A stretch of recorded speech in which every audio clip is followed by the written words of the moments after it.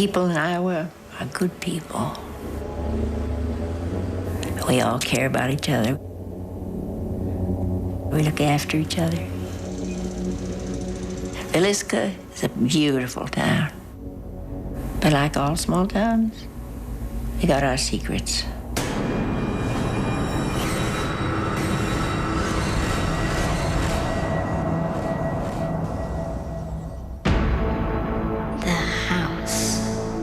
What happened that night in that house, nobody deserves to die like that. Speaking of that house, why didn't they just let it go? Why did somebody have to decide to fix it up? In 1994, Darwin Lynn bought the house and began restoring it. After I started working on the house, I did have people have experiences in the house. The pantry seems to have, I don't know what it is, there's a force or something there that creates a real cold, the hair stands up on their arms. Oh, I'd never been in the house at night by myself, and I've never had any desire to stay in the house. There's something there. Paranormal investigator Dave Christensen examined the house. We've noticed that a lot of times when people move into old houses and start restoring them or remodeling them, a lot of times it awakens a spirit. The first reaction downstairs was fairly normal, just a regular house. The living room and the kitchen were normal.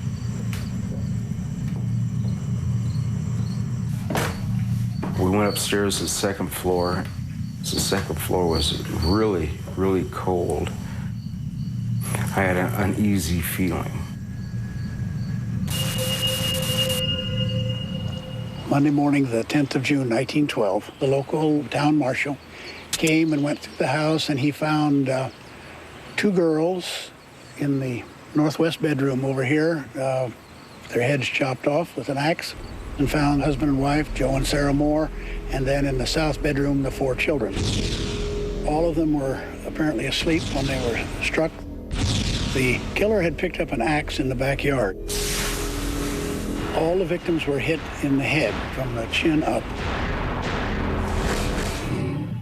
Dave Christensen videotaped ghostly orbs around the beds, which he believes are the victims' spirits.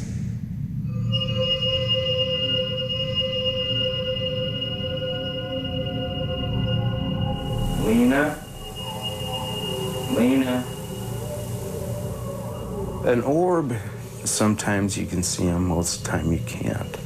Some of them are blue, some are red, some are orange, different colors of light. Why they're that way, I don't know. It could be because of the person's aura, the energy that is being transmitted through the air. In 1917, the murder investigation was officially closed. No one was ever charged with the crime. They never caught who did it. But there was that photograph that was taken the day before. He was a stranger. But when I look at that photograph, see that man's face, I get a chill. Paranormal activity increased as Dave Christensen continued his investigation. A newspaper reporter was here, and she was getting ready to go into the attic. And she opened the attic door and she went to step in, and something physically pushed her back. I tried to walk into this room, and I just couldn't do it. I felt like there was some kind of invisible wall in my way, blocking me from entering that room. I don't know if it was emotional or what it was, or just fear, but I just felt like I couldn't go into this room. A lot of people think he got in the house when they were at church, and that he hid in the pantry or the attic. But one thing was sure, he was there, waiting for them to fall asleep.